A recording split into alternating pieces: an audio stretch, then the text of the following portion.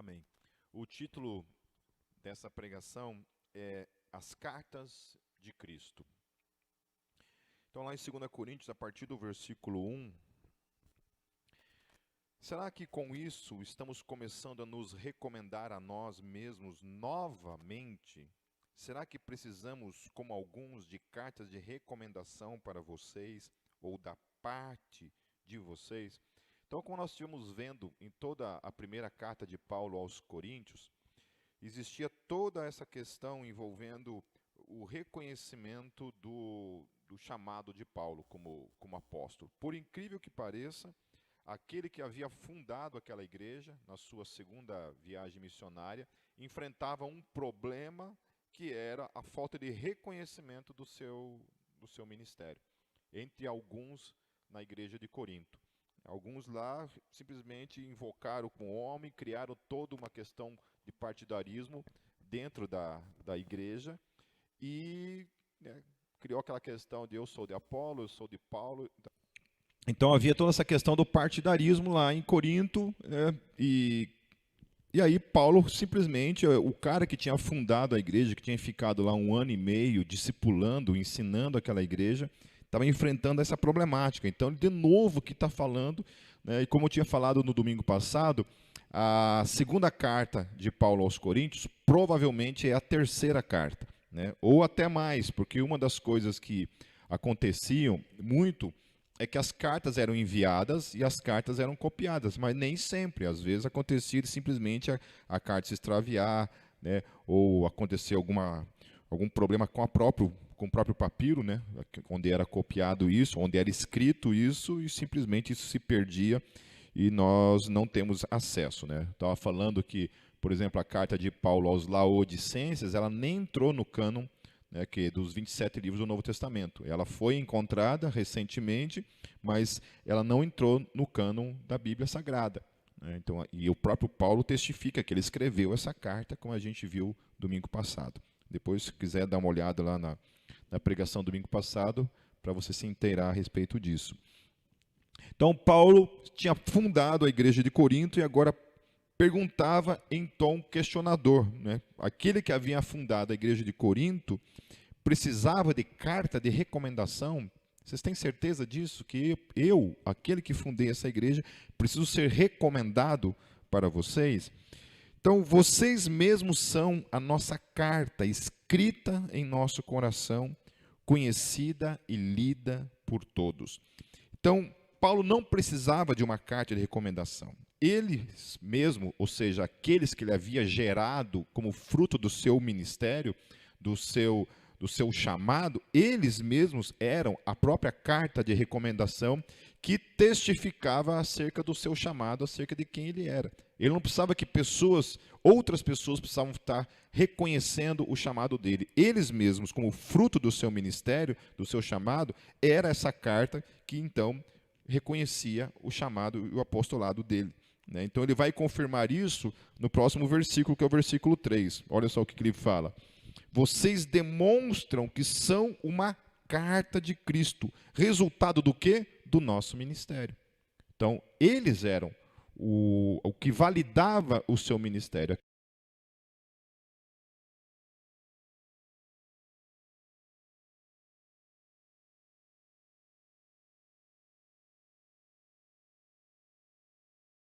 Aquelas pessoas que haviam sido geradas por meio do seu chamado. E aí ele coloca assim, escritas, o escrita não com tinta, mas com o Espírito do Deus vivo, não em tábuas de pedra, mas em tábuas de corações humanos. Eu acho isso uma coisa muito tremenda. Cada um de nós que estamos em Cristo, somos uma carta escrita. É o que Paulo está falando. Cada um de nós. Nós somos uma carta que tem sido escrita, que foi, tem sido e será escrita. Cada um de nós somos o resultado do ministério de alguém. Alguém um dia pregou o evangelho, ou alguém foi o meio pelo qual me levou até alguém que pregou o evangelho. Ou alguém orou pela minha vida para que Deus usasse de misericórdia para com a minha vida, para que hoje eu estivesse no Evangelho. Eu já testifiquei isso diversas vezes para vocês, mas lá no meu tempo de igreja presbiteriana, lá em Foz do Iguaçu, tinha uma senhorinha bem idosa, uma paraguaia, cabelinho bem branco, ainda falava espanhol e às vezes misturava com guarani. Quando ela misturava com guarani eu não entendia mais nada. Mas ela chegava lá e sempre era eu o alvo. É interessante, né? Minha família tinha 5 irmãos, mas eu que era o endemoniado que ela ia sempre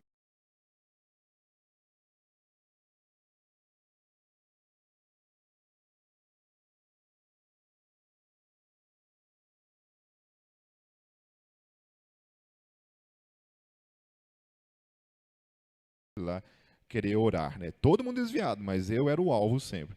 Então ela chegava já, né, e me chamava, né? Lá a gente tinha um hotel e tinha a parte do refeitório ali, e ela sempre me chamava lá, e ela falava assim, me dava uma Bíblia, pedia para eu ler, né? E às vezes ela me dava um panfletinho, esses panfletinhos todos cheios de florzinha, assim, sabe? Ela, leia, né? E eu lia para ela aquilo ali, dela, vamos orar. E uma coisa que ela sempre me falava, ela falava assim, que eu tinha que tomar cuidado com as mulheres. Ela sempre falava isso para mim, entendeu? Já sabia, né, do que se tratava, né? Quando a Bíblia fala que o diabo está ao nosso derredor, né? Ela chamava de mulheres esse diabo. Ela falava que eram as mulheres, que eu tinha que tomar muito cuidado com las ticas. Ela falava, tem que tomar cuidado com las ticas. Ela falava. Então, ela sempre estava ali orando, e eu creio nisso. Eu creio que eu sou fruto das orações dessa mulher. Por mais que eu não, até um certo tempo, minha mãe ainda não se preocupava muito, porque visualmente falando, até que era um punk não muito radical assim, né?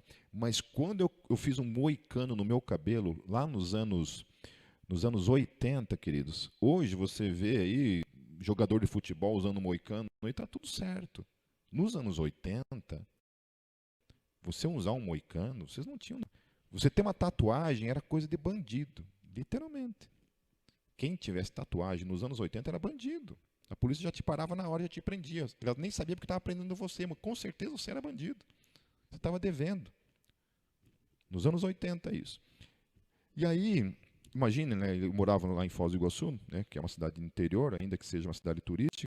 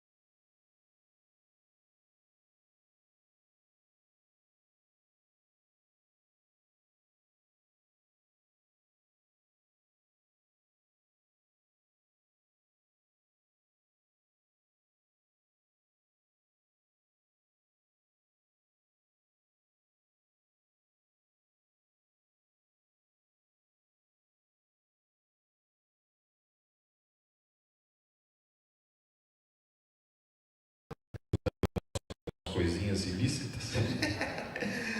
E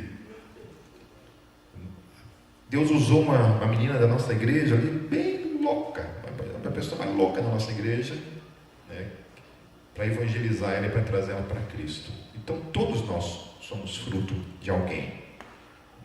Amém? E aí, ele está falando assim, que nós fomos escritos, então todos nós somos essa carta escrita, mas escrita com quem?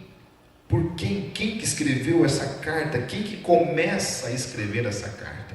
Usando, obviamente, vida de pessoas, mas aqui está dizendo assim, cada um de nós somos uma carta escrita, não com tinta, mas com o Espírito do Deus vivo. Então olha que coisa tremenda. Não sou eu que escrevo em mim mesmo, não é nem um ser humano que tem esse poder de escrever essa carta, mas Paulo está falando, olha, vocês são o fruto do meu ministério, porém quem que começou a escrever por meio da minha vida, na vida de vocês, é o Espírito Santo de Deus. É Ele quem começa a escrever essa carta. Então vocês conseguem ter consciência disso, queridos?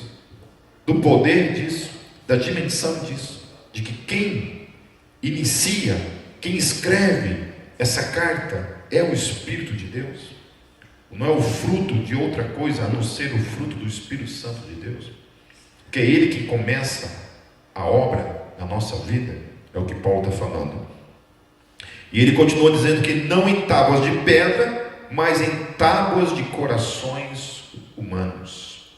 Amém? Então não é escrito em papiro algum, numa pedra alguma, mas é escrita no coração humano. Lá no versículo 4 ele diz assim: tal é a confiança que temos diante de Deus por meio de Cristo. Ou seja, nós temos uma confiança em Deus, e essa confiança que nós temos em Deus não é um Deus que não se revelou, não é um Deus que não se moveu no tempo e na história. É um Deus que se revelou por meio de algo, por meio de alguém, Cristo. É por causa de Cristo que eles têm essa confiança, por causa do que Jesus fez que eles têm essa confiança. Porque Paulo começa a fazer aqui uma comparação entre Cristo e algo que havia antes dele, algo que vai apontar para Cristo, vai nos levar para Cristo, mas que havia antes de Cristo. Ele vai fazer essa comparação. Mas a confiança que hoje nós temos, ele está dizendo, essa confiança em Deus se baseia naquilo que Cristo havia feito, aquilo que Cristo havia feito por mim e por você. Daí ele confirma isso lá no próximo versículo, olha só: não que possamos reivindicar qualquer coisa com base em nossos próprios méritos, mas a nossa capacidade vem de Deus. Olha que coisa tremenda. Então ele está falando assim, olha, a nossa confiança em Deus não está baseado em nós, em algo que nós fazemos. Quando a gente se achega na presença de Deus, quando a gente busca Deus, quando a gente serve a Deus, qualquer coisa que a gente faça para Deus, a confiança que nós temos em Deus não é fruto disso, não é fruto de nós mesmos, não é fruto de algo que eu e você possamos fazer, mas é fruto de algo que alguém fez por mim e por você. Ele está dizendo que é quem? É Cristo. E aí ele vai continuar essas comparações. Então olha que lindo isso. A confiança de Paulo não está fundamentada na capacidade dele mesmo, mas na capacidade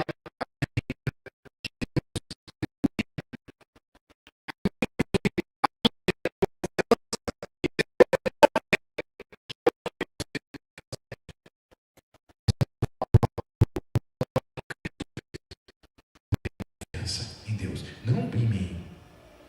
Eu não estou aqui em cima usando esse microfone ousadamente falando da palavra de Deus por causa de algo em mim, de mim mesmo, por causa de algo que eu fiz, mas é por causa de algo que Cristo fez que eu ouso estar aqui.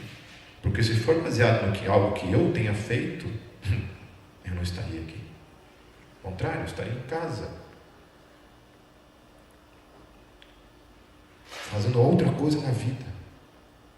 Até isso é um alerta para mim e para você, para a gente pensar a respeito disso, né? Porque muitas vezes a gente não quer fazer qualquer coisa relacionada ao reino de Deus por nos acharmos o quê? Incapacitados, né? Por olharmos para nós mesmos Entendemos que somos pecadores, que cometemos erros, e obviamente, como é que eu vou ousar estar fazendo algo para Deus sendo quem eu sou? E aí é um erro, porque nós não fazemos coisas para Deus baseado em quem nós somos. Nós fazemos algo para Deus baseado em quem Cristo é em nós. Isso faz diferença, meus queridos, ou não? O que vocês acham? Isso faz diferença ou não? Isso faz toda a diferença. Porque quando eu me aproximo de Deus, ou sirvo a Deus, nada disso se baseia em mim mesmo, mas se baseia absolutamente em quem Cristo é em mim. Porque se eu sou santo porque Cristo é santo, porque Ele me santificou, porque Ele me tornou habilitado a estar na presença de Deus. E nunca isso teve a ver comigo. Sempre teve a ver única e exclusivamente àquilo que Ele fez, àquilo que Ele é. No versículo 6 diz: Ele nos capacitou, aleluia. Quem que nos capacitou? O Espírito Santo de Deus. Ele nos capacitou para sermos ministros de uma nova aliança, não da letra, mas do Espírito. Daí esse final de frase que ele utiliza aqui, ele faz duas afirmações que são extraídas o tempo todo desse contexto e utilizadas num contexto que não tem nada a ver com ele. Porque ele fala assim: pois a letra mata, mas o Espírito vivifica. E aí um monte de gente pega essas duas afirmações aqui, extrai do seu contexto para dizer o seguinte, por exemplo, quando Paulo fala lá num culto pentecostal, ele trata a questão da forma desordeira, como muitas vezes acontece, onde tem 500 pessoas no recinto e 499,9 pessoas estão falando em línguas ao mesmo tempo. E Paulo chega e fala assim: olha, é uma ordem que não vem de mim mesmo, é uma ordem que vem da parte do Senhor. E a ordem que vem da parte do Senhor é o seguinte: só pode falar um de cada vez. Um de cada vez. E tem que ter intérprete, ele fala. Paulo está sendo chato? Não. Quem está sendo chato? Quem que deu a ordem? Pode falar. Quem que deu a ordem? Deus deu a ordem. Estão entendendo? Então os caras pegam esse texto aqui, eu já vou explicar o que ele significa. Então dizendo assim: Deus é chato. Deus é inimigo de Deus mesmo. Porque eles falam assim: a letra mata, ele está dizendo assim que o que Deus ordenou mata, mas o Espírito vivifica. Ou seja, a ordem de Deus mata o próprio Espírito, quando é tirado do seu contexto e utilizado desta forma. Paulo fala: olha, vocês não podem, vocês têm que ter ordem. E essa ordenança não vem de mim, essa ordenança vem do Senhor. É um de cada vez. E tem que ter intérprete, não fique calado, ele fala. E ele fala: essa ordem vem da parte do Senhor. Então fala assim, por quê? Porque está dizendo assim, a letra mata, o que se utiliza é dizendo que a Bíblia mata, mas o Espírito vivifica. É como se o Espírito Santo de Deus, ele fosse um agente que agisse de alguma forma contrária à própria palavra, à própria ordenança que veio da parte dele. Então ele manda uma coisa, aí ele fala para você não obedecer aquilo que ele mandou você fazer. Estão entendendo a conclusão? Confundiu aí? Deu um chute no cérebro aí? Está entendendo? Que a implicação de você tirar esse texto do seu contexto para ele falar esse tipo de coisa é contrária à própria palavra de Deus. É uma afirmação, em outras palavras, herética. E eu já falei isso. Na minha época de ignorância, quando eu estava muito inclinado para as coisas pentecostais, assim, não estou dizendo, não sou contra pentecostalismo, não é disso que eu estou falando. Eu estou falando de algumas questões que acontecem no meio pentecostal e que são contrárias à palavra e que se utiliza esse texto para validar uma coisa que é contrária à própria palavra. Então, Paulo continua dizendo o seguinte, para a gente entender essa questão da letra mata. Ele fala que nós somos ministros de uma nova aliança. É algo novo. Existia uma velha aliança e agora existe uma nova aliança. Aí ele fala uma aliança não da letra, mas do Espírito. E ele fala então, a letra mata, mas o Espírito vivifica. Paulo está com isso trazendo uma informação muito interessante. Ele está dizendo que a letra ou a lei, então todas as vezes que você lê assim, a letra mata, você substitua essa palavra letra por lei. Substitua por lei. Que esse é o sentido dessa palavra letra que aparece ali. Ok? Então, toda vez que você falar alguma coisa assim, a letra mata. Não, substitua. Fala, a lei mata. Porque esse é o sentido que o texto está dizendo para mim e para você. A lei mata, mas o Espírito vivifica. Como ele falará no versículo seguinte. Então, é fundamentada no esforço humano. Então, a lei, ela é baseada no esforço humano. Por que no esforço humano? Porque Deus revela a lei e você precisa ser salvo por meio da obediência total, absoluta àquilo que Ele ordenou por meio da lei. Ou seja, se você não obedecer aquilo ali na sua totalidade, você não será salvo. Para que você seja salvo, você tem que se esforçar, fazer de tudo na sua vida, desde lá, que é uma coisa que também não tem sentido nenhum, mas digamos assim, que desde a tua concepção, você teria que viver a sua vida na sua totalidade, absolutamente santo, íntegro, sem nunca, jamais cometer nenhum tipo de pecado. Alguém arrisca dizer se alguém algum dia conseguiu viver isso na sua vida? Não. Davi falou que eu fui concebido em pecado. Logo, a hora que ele foi concebido, ou seja, a concepção de Davi, já o considerava um pecador. Porque o pecado não entra por mim e por você no mundo. Não é aquilo que nós fazemos que nos torna pecadores. É aquilo que nós somos. Por causa de quem? Por causa de mim e de você? Não, por causa daquilo que Adão fez. Por causa de algo que Adão fez, eu e você estamos juntos nessa. Nascemos com esse DNA do pecado. Então, é a busca de, por meio da obediência total à lei, sermos salvos do fogo do inferno. Por que eu digo total? Por causa daquilo que Paulo também afirma. Então, eu vou falar 4 textos aqui relacionados a isso. Tiago 2,10 diz assim: pois quem obedece a toda a lei, mas tropeça em apenas um ponto, torna-se culpado de quebrá-la inteiramente. É por isso que para mim assim, eu falei domingo passado e vou falar novamente.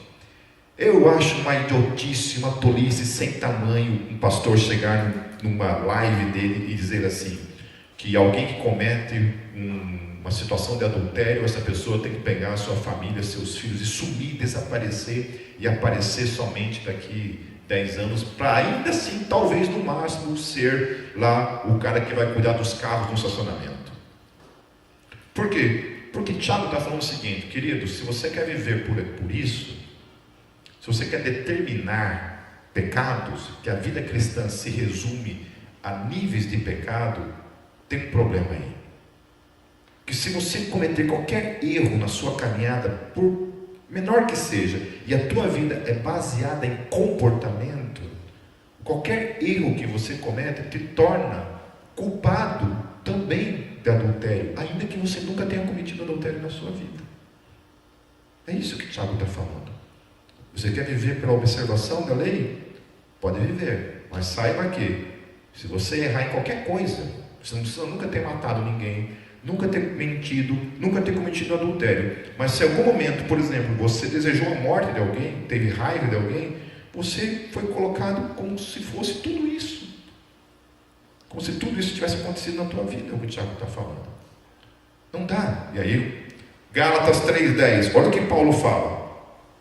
Já os que são pela prática da lei, ou seja, quem quer ficar determinando aí quanto tempo o cara tem que ficar fora da igreja, porque ele não aceita que alguém possa errar, já os que são pela prática da lei estão debaixo de maldição. Quer ir por esse caminho, você já se colocou debaixo de maldição. Você não vai entrar em maldição, você já está debaixo de maldição. Porque ele está dizendo assim, pois está escrito, maldito todo aquele que não persiste em praticar todas as coisas escritas no livro da lei. Não é uma coisa, é tudo.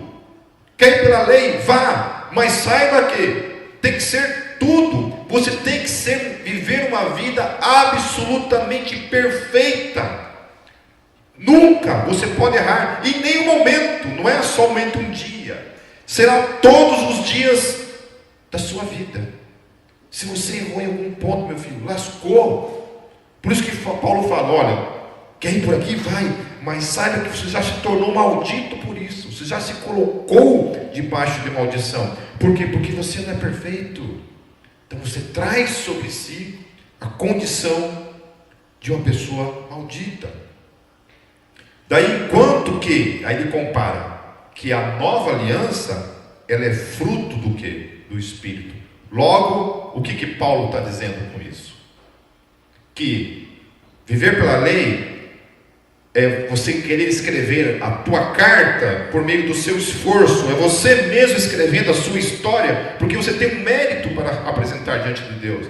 Olha, Deus, como durante a minha vida eu vivi assim e assado. Olha como é que foi a minha vida, eu te obedeci nisso. Olha como eu te agradei por meio dos meus esforços, por meio da minha própria vida.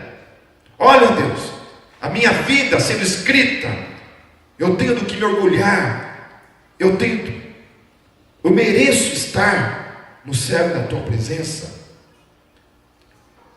A nova aliança é diferente, porque ela já começa sendo escrita por quem? Pelo Espírito Santo de Deus. Não é meu, não é mérito meu, a obra é dele. Já começa porque é ele me transformando, é ele fazendo todo o processo de mudança, qualquer coisa relacionada a qualquer aspecto de mudança e transformação. Qualquer coisa em mim que agrada a Deus não vem de mim mesmo, vem dele.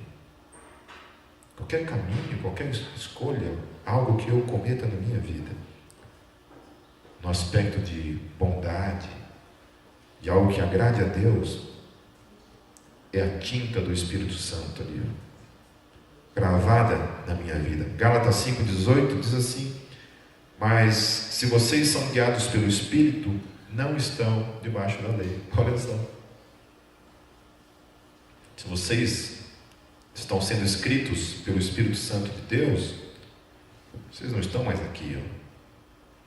Não é mais vocês que estão escrevendo, é o próprio Deus vivo que está escrevendo quem eu e você somos.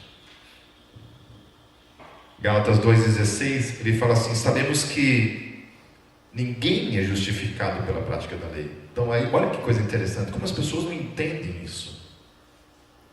Porque Paulo está falando assim: ei, você é burro, não entra por esse caminho. Entendeu? Você pode tentar o que você quiser, você pode ficar o resto da tua vida, pode tatuar na tua testa o decálogo e os outros mandamentos, faça o que você quiser. É perda de tempo. Perda de tempo. Sabe, existe aquelas tomadas que são, né, mais retas assim, e existe esse novo modelo aí que são de 3 plugs assim, né? Cara, você pode ficar lá, ó, a vida inteira ali, ó, tentando fazer com que algo caiba em algo. Fica ali. Aí você chega lá e informa o cidadão e fala assim: olha, eu quero dizer para você o seguinte, você pode ficar a eternidade aqui, isso não vai dar certo. Aí como você chama a pessoa que continua ali fazendo isso? Qual que é a palavra? Que animal que você define essa pessoa? É a mesma coisa, aquele que acha que pode de alguma forma agradar a Deus por meio da observância da lei, por meio do seu esforço, por meio da sua suposta impecabilidade. Isso é um aval para dizer que você está liberado para pecar? Não, não é isso. Mas agora é o reconhecimento de que você depende do Espírito Santo para viver qualquer vida cristã. Assim nós também cremos em Cristo Jesus para sermos justificados pela fé em Cristo e não pela prática da lei, porque pela prática da lei ninguém será justificado. Esse ninguém, eu acho que não sei qual é o problema desses caras entenderem ninguém. Eles acham que não, ninguém quer dizer dos outros, não de mim. Ninguém é um... Porque hoje em dia também está meio difícil, né? Porque os caras mudaram as palavras, né? As palavras não significam mais as mesmas coisas. Hoje está difícil, você acha que você sabe algo acerca de uma palavra, e quando você viu, aquela palavra não significa mais aquilo que você aprendeu na escola. Antes a gente sabia o que era homem e mulher, hoje a gente não sabe mais o que é homem e mulher. Isso não significa mais nada. Essa palavra não significa absolutamente mais nada. Homem não significa nada e mulher não significa nada. Ressignificaram essas palavras. E os termos também estão tendo outros significados do que tinham quando a gente aprende na escola. O Francis Schaeffer, ele fala isso. O jovem cristão, ele aprende dentro do ambiente cristão, especialmente, acerca da verdade, acerca de certas coisas que são verdadeiras. E eles são depois inseridos dentro de uma cultura, de uma sociedade, a qual aquelas coisas não servem para mais nada, não tem mais os mesmos significados que para nós tinha. Antes, para nós, isso era verdade e isso era mentira. Hoje, isso é verdade, isso é verdade, isso é verdade, isso é verdade. Cada um faz a sua verdade e acabou. Versículo 7. Vou correr aqui, queridos. O ministério que trouxe a morte foi gravado com letras em pedras. Mas esse ministério veio com tal glória que os israelitas não podiam fixar os olhos na face de Moisés por causa do resplendor do seu rosto, ainda que desvanecente. Olha que coisa tremenda. E aí, por isso que a letra mata, porque é isso que Paulo está falando.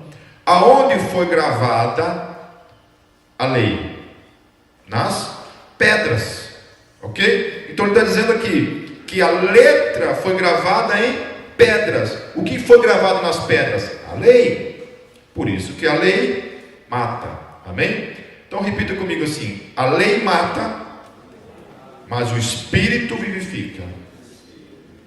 Amém? Então, se alguma vez na sua vida um crente desinformado te falar para você, a letra mata, mas o Espírito vivifica, querendo dizer para você que você não tem que obedecer o que a Bíblia fala, mas aquilo que o Espírito faz, fala assim: você está equivocadíssimo. Vá lá no Metalcast, no YouTube da Golta, escuta o que o Pipe falou lá. Você fala para ele: você está equivocadíssimo. Letra ali é lei. Amém? Então é interessante que o primeiro ministério, chamado o ministério então da lei, que é o que Paulo está fazendo a comparação, ele foi revelado com tal glória que ninguém podia fixar os olhos naquele por meio de quem a lei foi revelada, que no caso era Moisés. Então isso remete a duas coisas, queridos. Então veja que interessante. Eles não podiam olhar para aquele que revelava a lei, no caso Moisés, mas nós podemos olhar para aquele que revela a graça em nossas vidas, Jesus de Nazaré. Olha só, o primeiro ministério, ou a primeira aliança, que era a lei, eles não podiam olhar para aquele que estava revelando a lei, que era Moisés. Quando Moisés saía do tabernáculo, ele tinha que usar um véu, porque senão as pessoas não podiam olhar na face dele. Vem aquele que revela a graça para mim e para você, sem véu, e nós podemos contemplá-lo. A segunda coisa, isso denota que a lei é uma luz que aponta nossas sombras e nossos pecados, enquanto que a graça é uma luz que nos aponta o caminho para Deus. A lei, ela só serve para isso, meu querido, para apontar o quão podre você é. Aí o cara que quer viver pela lei e não conseguiu entender isso, é muito cego. Essa luz que a lei deveria trazer para ele, só cegou esse cara. Por isso que eu não entendo a pessoa que de fato se diz conhecer a Deus e se acha possível se colocar num lugar de juízo sobre o outro. E aí tem toda uma pregação que eu trabalhei a respeito disso, chamada Juízes e Juízos. Depois você pode assistir lá quando trata essa questão, não podeis julgar. O que é esse julgar, que não tem nada a ver com aquilo que muitas vezes a gente utiliza? O julgar ali é literalmente você não dar ao irmão a opção de arrependimento em momento algum. É isso. Julgar nós podemos. Julgar no sentido de chegar para o irmão e dizer assim: irmão, você está errado, você precisa mudar o seu comportamento. É diferente de você dizer, julgar no sentido: irmão, você está condenado ao fogo do inferno em nome de Jesus, desce fogo sobre ele. Isso é outra coisa. Essa segunda opção não é bíblica, mas a primeira é. Porque alguém precisa dizer que eu estou errado. Ou a palavra diz, ou algum irmão me dá um chacoalhão. Porque tem momentos que a gente fica meio burro, que a gente fica cego, e é preciso que alguém nos chame para nos chacoalhar. Por isso que eu acho que toda a exposição da vida de alguém publicamente, antes precisa percorrer o caminho da graça. Se é que você tem que expor alguém publicamente. Não consigo imaginar o apóstolo Paulo chegando ali no YouTube e falando certas coisas que alguns falam por aí. Não consigo imaginar. Antes de dar a oportunidade ao arrependimento. Se eu sei de algo de vocês, eu vou chegar em vocês e falar assim: irmão, cara, precisa mudar isso aí. Se o irmão não muda, chama mais um. Irmão, precisa mudar isso aí. Não mudou? Leva o cara para a igreja toda. A igreja toda vai: irmão, você precisa mudar isso aí. Não vou mudar. Aí a gente vai. Aí a gente acha que nem Paulo. Então tá, te entrega na mão do Satanás, para que o corpo seja desfeito, mas o espírito seja salvo no último dia. Amém? E aí você libera ele para o capeta. Mas antes de tudo, tem 3 passos de amor que a gente tem que tomar em relação a ele. No quarto, a gente lança ele na mão do Satanás. A lei sem a graça é tipo uma luz. Já viram esses lampiões assim que tem, né? Então, na tua casa mesmo, quando você liga assim, o que os insetos fazem? Eles vão que nem uns loucos para cima, né? Morre tudo. Então, comparando, a luz da lei sem a luz da graça é mais ou menos isso. Ela só serve para uma coisa: para matar você. É o que Paulo fala lá em Gálatas 3:24. Ele fala assim: assim a lei foi o nosso tutor até Cristo, para que fôssemos justificados pela fé. Então ela é uma luz que aponta o meu pecado, para que então a luz da graça se revele, e eu entendo que eu não posso viver por ela, porque ela me condena. Isso me inclina, me direciona na direção da graça, para que então eu caminhe por meio da graça em Cristo Jesus. Versículo 8: não será o ministério do Espírito ainda muito mais glorioso? Então, de quem é o ministério? De quem? Do Espírito Santo. Amém? Lembrem-se que eu falei lá na série de 1 Coríntios, que a palavra ministério no grego é diaconia, e o significado de diaconia é literalmente serviço. Então, quando a gente fala não será o ministério do Espírito, a gente fala então, não será o serviço do Espírito, o trabalho do Espírito, aquilo que o Espírito Santo faz e na minha e na tua vida no dia a dia como igreja, está relacionado então a algo poderoso. Portanto, Paulo está descrevendo, melhor dizendo, o serviço do Espírito Santo, que é nos tornar as cartas de Cristo. O serviço do Espírito Santo em mim e você é escrever a minha e a tua história no reino de Deus. É Ele quem escreve. É Ele quem inicia essa carta, o meio e a termina, e a completa. Se não fosse isso. Você já pensou se em algum momento a gente pega a caneta do Espírito Santo e dá aqui essa caneta? Você não sabe escrever direito. Você está meio Dilma aí. Está escrevendo errado aí. Você já pensou se fosse assim? se nós tivéssemos o poder de tirar a caneta das mãos dele? Não é lindo isso? Nós somos as cartas de Cristo escritas pelo Espírito Santo de Deus. Nós somos o resultado do serviço que o Espírito Santo tem realizado em cada um de nós. É por isso que as nossas ações refletem se de fato foi o Espírito Santo que iniciou a obra em nós. Aí sim. Mas daí é o seguinte, daí é aquilo que o meu pastor sempre diz. A gente fica exigindo vida cristã de alguém que não é nascido de novo. Daí você não tem que exigir do cara uma vida cristã, você tem que evangelizar ele. Fala, cara, você precisa de Jesus na tua vida. É literalmente isso. Ou levar o cara ao arrependimento. Se ele se arrepender dos seus pecados, é um bom sinal de que algo está na vida dele. Quando alguém está em pecado e fala para mim assim, eu não consigo me arrepender disso, ai, cara do céu,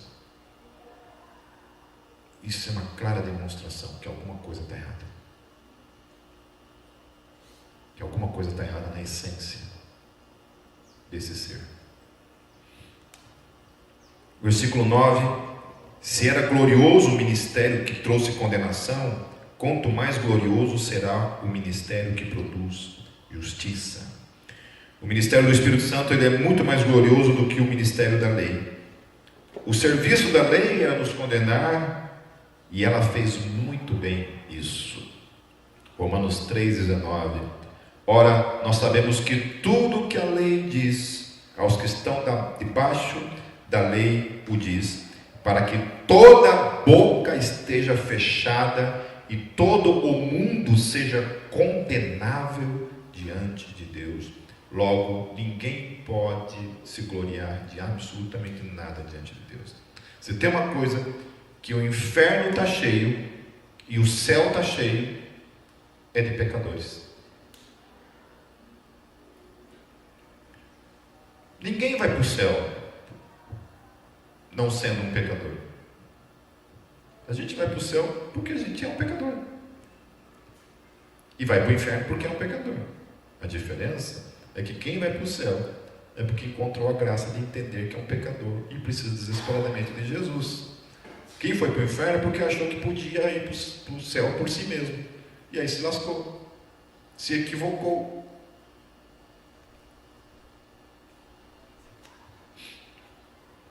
Versículo 10: pois o que outrora foi glorioso, agora não tem glória, em comparação com a glória insuperável. Então a lei não tem glória, agora a glória insuperável é a quem vem como fruto do Espírito, do serviço do Espírito Santo em nós, o de manifestar a graça de Cristo em cada um de nós. No versículo 11: e se o que estava se desvanecendo se manifestou com glória, quanto maior será a glória do que permanece. Ela estava se desvanecendo por quê? Porque a lei tinha perdido o seu propósito de salvação. Os judeus entendiam que eles seriam salvos se eles observassem a lei. E estava demonstrado claramente que eles tinham fracassado nisso. Por isso que isso estava direcionado para Cristo. Por que eles eram salvos de alguma forma? Porque eles observavam a lei? Não, eles não entendiam isso. A única razão pela qual os judeus eram salvos antes de Cristo era por causa de uma única coisa: que todos os anos eles pegavam um cordeiro pascal, levavam lá no templo, e esse cordeiro era sacrificado dentro do Santo dos Santos, era derramado sangue, alguém morria por eles. E esse cordeiro era a sombra de Cristo, e por causa desse ato, eles eram salvos. Mas porque o cordeiro morria por eles? Não. Porque por causa da fé, a obediência deles para com aquilo ali, não por causa da lei, mas por causa daquilo ali que apontava para Cristo, eles eram salvos. E alguns ali achavam que era porque eles obedeciam a lei. E aí quando vem Jesus, olha que coisa tremenda, quando Jesus sobe na cruz, ele derrama o sangue dele lá, ele fala: ele dá um grito dizendo: está consumado. Essa palavra tetelestai era utilizada todas as vezes que um condenado cumpria a sua pena, era carimbado em cima da sua sentença. Tetelestai. Ele cumpriu a sua pena. Não deve mais nada para a lei. Não deve mais nada. Quando Jesus morre a minha e a tua condenação, ele grita: está consumado. A condenação que estava sobre a Mariana, sobre o Kenny, sobre o Marcelo, sobre o Bob, sobre a Carol, sobre o Pipe, sobre a Cátia, sobre o Marlon, sobre a Carol, sobre o Anjo, sobre todos nós. Ele está dizendo, a condenação que havia sobre ele, tetelestai. A dívida deles para a lei foi paga. Não há mais nada para ser pago.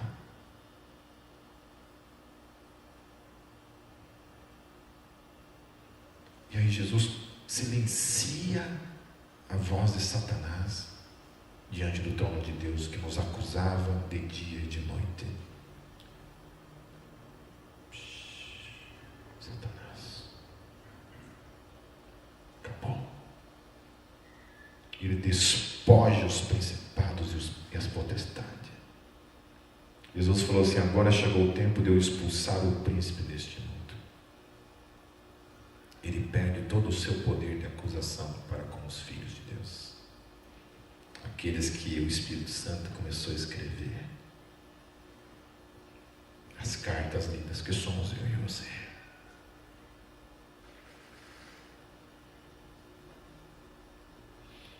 Portanto, visto que temos tal esperança, mostramos muita confiança. De qual esperança Paulo está falando? Da esperança de que foi o Espírito Santo que iniciou essa obra. Logo, não depende de mim, de você, mas absolutamente dele. O único papel que nós temos é confiar nele. Não é lindo isso? Que não depende de mim. Não depende da confiança em mim, mas no Espírito Santo. Porque olha só o que Paulo vai falar em seguida. No versículo 3 ele fala: não somos como Moisés, que colocava um véu sobre a face, para que os israelitas não contemplassem o resplendor que se desvanecia. Na verdade, as mentes deles se fecharam, pois até hoje o mesmo véu permanece quando é lida a antiga aliança. Não foi retirado, porque somente em Cristo que ele é removido. De fato, até o dia de hoje, quando Moisés é lido, um véu cobre os seus corações. Mas quando alguém se converte ao Senhor, o véu é retirado. Aleluia. Não temos mais um véu que nos separa de contemplarmos a face daquele que se revela a nós. Não foi somente o véu do Santo dos Santos que foi rasgado de cima para baixo. É algo tremendo. Tem coisas reveladas na Bíblia que a gente lê por cima e a gente não entende. A gente nem percebe. A Bíblia fala que o véu do templo foi rasgado de cima para baixo. Quem que rasgou esse véu? Não foi de baixo para cima. Não veio de mim, de você. Não foi o homem. Não veio da terra. Foi do céu. Deus vai lá e rasga. Acabou aquilo que separava eu de você. E fui eu que rasguei. Fui eu que providenciei o cordeiro. Fui eu que providenciei o sacrifício. Fui eu que providenciei esse carimbo, tetelestai, sobre a vida de vocês. Eu que estou rasgando de cima para baixo. Paulo continua revelando algo lindo e maravilhoso para as nossas vidas no versículo 17. Ora, o Senhor é o Espírito, e onde está o Espírito do Senhor, ali há liberdade. Liberdade de quê? Liberdade de três coisas. Liberdade da lei. Eu estou livre da lei. Tem um monte de gente que briga comigo. Que você está anulando a lei. Não, seu burro. Eu estou falando que a lei já cumpriu o seu propósito, quer me trazer para Cristo. Se eu já estou em Cristo, por que eu vou ficar nela de novo? Não, mas você tem que guardar o sábado. Se liberta disso, meu querido. Sai dessa. Se apegue na graça, ande pelo Espírito de Deus. A lei está lá para apontar coisas para nossas vidas. Mas você não anda mais por ela. É o Espírito Santo que está escrevendo na sua vida. Não estou dizendo que você tem que sair por aí quebrando os 10 mandamentos. Não é isso. Mas não é isso mais. Isso aí é velha aliança. Não tem mais sentido algum eu olhar para isso. Está lá. É a expressão do caráter de Deus. E é a expressão justamente de algo que eu não consigo fazer na minha vida. Aquilo ali me condenou. Por que eu vou voltar para lá novamente? Segunda coisa, liberdade para darmos em sua presença, porque o véu foi rasgado. E a terceira coisa, liberdade para olharmos para Ele, face a face. Encerrando o versículo 18, nossa, tem ceia ainda, né? Todos nós que com a face descoberta contemplamos a glória do Senhor, segundo a sua imagem, estamos sendo transformados com glória cada vez maior, a qual vem do Senhor, que é o Espírito. Então hoje caminhamos com as nossas faces descobertas, contemplando a glória do Senhor. E olhem só que outra coisa tremenda, segundo a sua imagem, estamos sendo transformados com glória cada vez maior. Sendo transformados, meus queridos, significa que alguém está nos transformando nisso. A qual vem de quem? Da lei? De nós mesmos? Dos nossos esforços? Do que fazemos ou deixamos de fazer? Não, do Espírito Santo de Deus, que iniciou a obra na vida de cada um de nós. Aleluia e amém. Posso ouvir um amém de você? Isso gera alguma coisa na sua vida? Eu só falei um monte de baboseira aqui, que você não entendeu nada, não muda nada. Ah, meu negócio é lei. Você vai ser esse burrinho?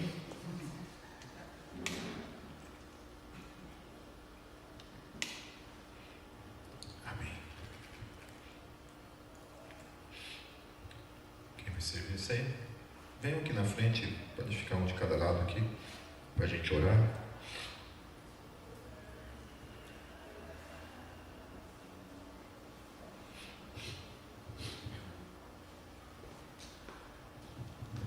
Vamos orar, consagrando a Deus nesse momento. Senhor, nós consagramos esses alimentos diante do Senhor. Eles nesse momento, Senhor Jesus, deixam de ser simples elementos como pão e vinho, para representarem, Senhor Jesus, o Teu corpo e o Teu sangue vertido naquela cruz. Consagramos ao Senhor, em Teu nome. Amém. Pode servir isso.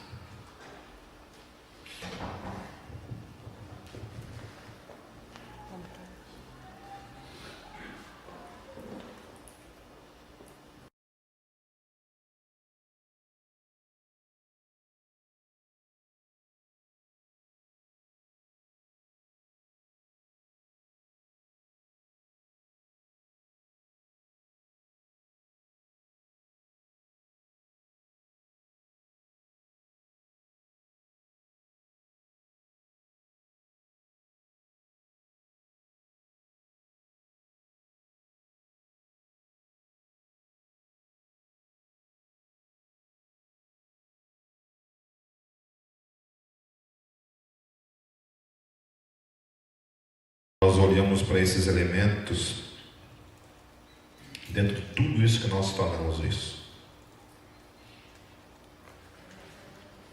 só foi possível que algo se iniciasse na nossa vida por causa daquilo que Cristo fez por cada um de nós. Ainda que a obra do Espírito, ela antecede a sua fé, como eu tenho dito nos últimos cultos, Para que você creia, você precisa de receber revelação. Então, antes de você crer, alguma coisa já aconteceu em você. Antes de você dizer amém, Jesus, algo aconteceu para te colocar nessa condição para dizer amém, que é a revelação de Deus na sua vida.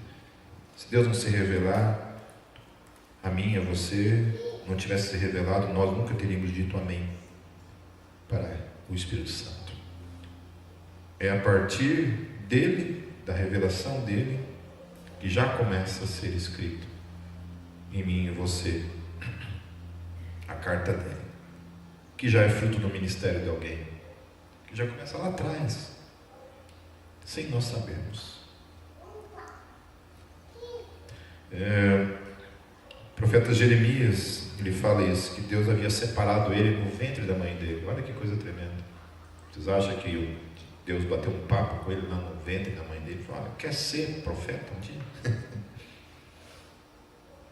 Nem sabia de nada. João Batista, você acha que Deus chegou para João Batista: um dia você vai perder a cabeça por causa de mim, lá no ventre de Isabel. Então, as coisas em Deus e como Deus se relaciona comigo e com você, queridos, é o que vai muito além, para além do que eu e você imaginamos, pensamos, sondamos ou conhecemos.